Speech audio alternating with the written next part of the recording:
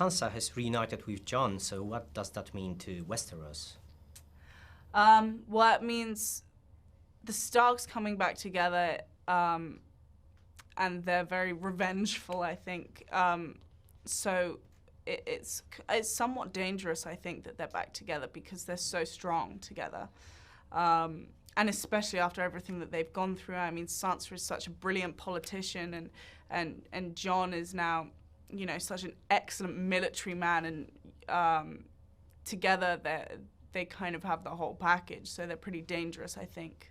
Season 7 is coming up. It kind of left us with like this crazy cliffhanger, possibly alluding to something about Jon Snow's heritage. Yeah. Do you know anything?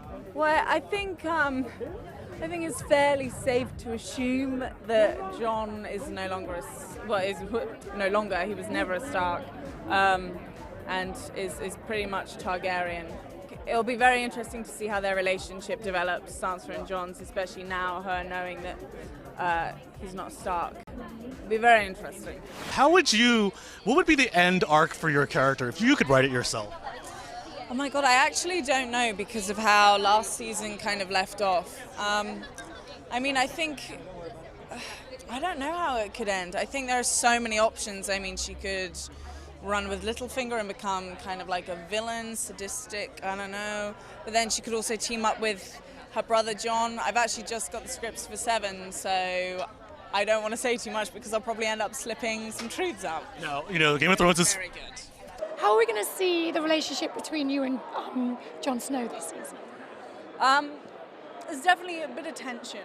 You know, he gave her the respect that she felt that she deserved at the end of last season by giving her that kill of Ramsay. You know, the sibling kind of rivalry stems from childhood because they always had that. But once they met up again and, you know, they kind of thought they would be back to a wonderful, happy family life. But the reality is that Jon is the military man, and also kind of the sexism still exists where he believes that he is the man that should organize all of the, you know, all of the plotting and the warring. And in reality, like, Sansa is a really wonderful politician, and he doesn't recognize that, and she feels quite underappreciated. And so this is a lot of her just trying to get her voice heard. Mm-hmm.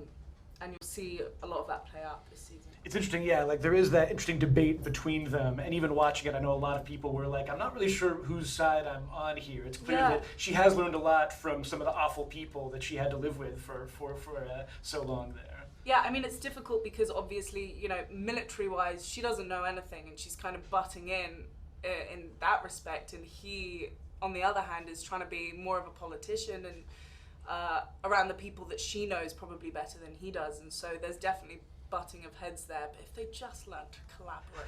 I think they're the truth.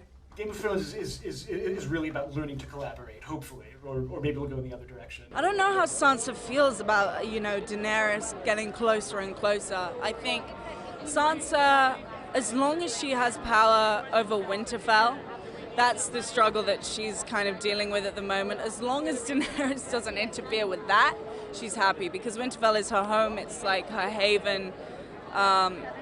That's kind of her baby, and that's what she's looking to look after at the moment. But if Daenerys threatens that, she's going to come at her with wolves.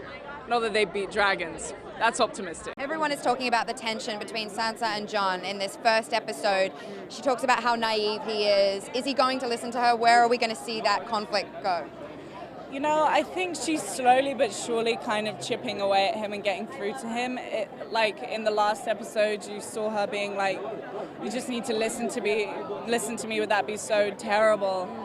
And, you know, I think he's starting to understand that she really does know her stuff, and she's a great politician, and she knows what she's talking about after everything she's been through.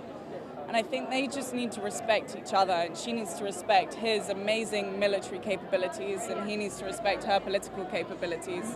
If they mesh together, they'll rule the 7 kingdoms. Ooh, that's a good teaser if I've ever heard one. There are like so many fun theories surrounding Game of Thrones. Yeah. Do you have, you know, your favorite one?